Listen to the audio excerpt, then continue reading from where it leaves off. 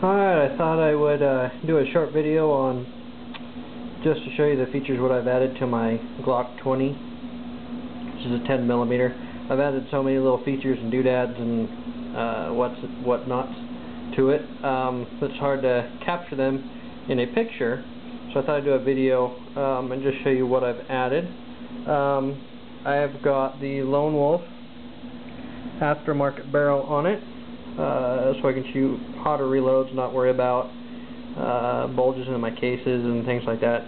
I have made a compensator at work. I work as a machinist. See, bring the light over here. It's a titanium compensator. I don't know if you can see, but it goes all the way down to the bottom of the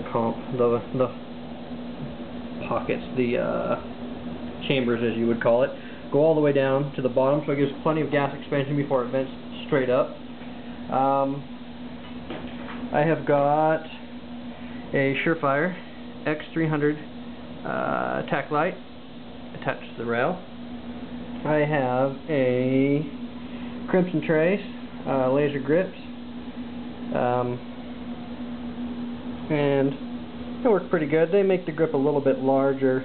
I'm considering taking those off and just selling them because I don't really need them now with some of the new additions I've got. I have some True Glow TFOs front and rear sight on there as well. And today I just added the trijicon.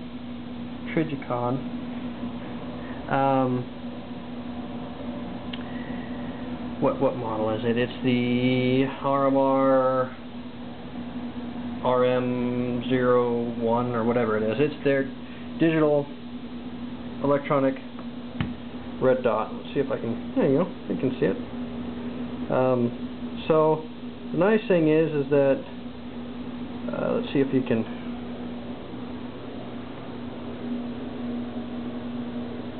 see it a bit without the light, but it's really easy to acquire. The nice thing that I like is the reason why I left the sights on there is because some people say, well, you don't need the sights on it, but you can bring it straight up, and as you bring it, you can either bring it straight up and then rock the sight down, and you can see the dot, or bring it down, and once that front dot disappears, there's the red dot.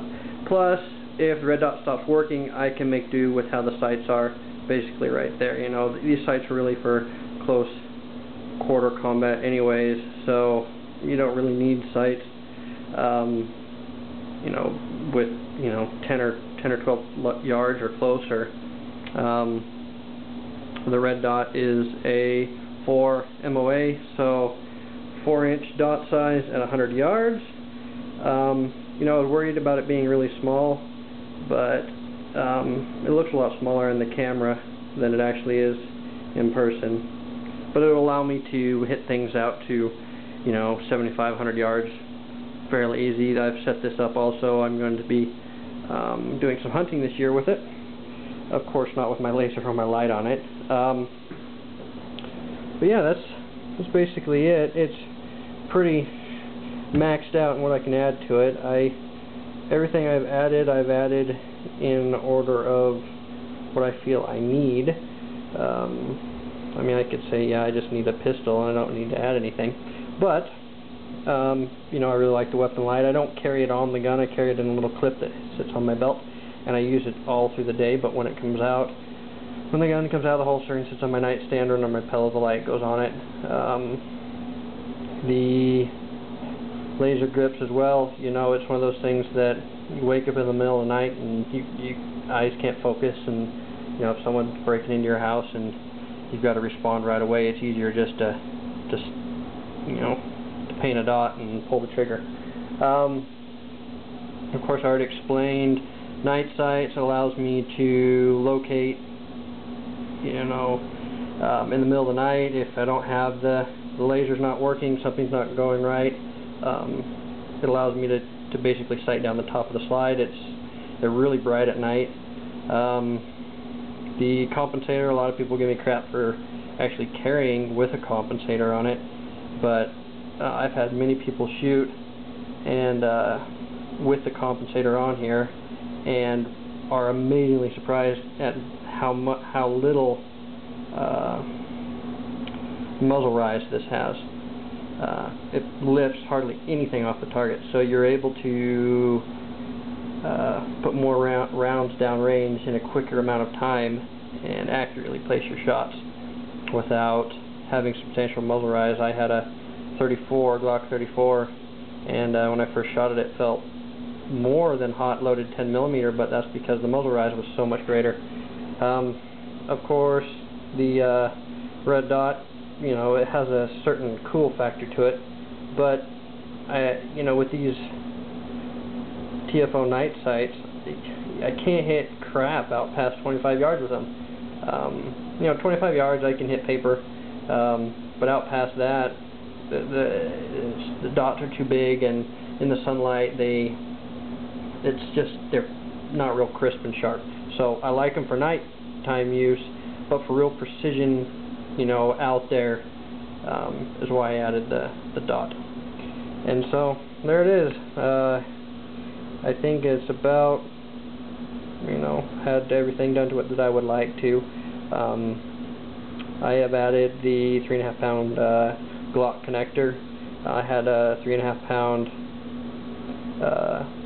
what was it, Ghost?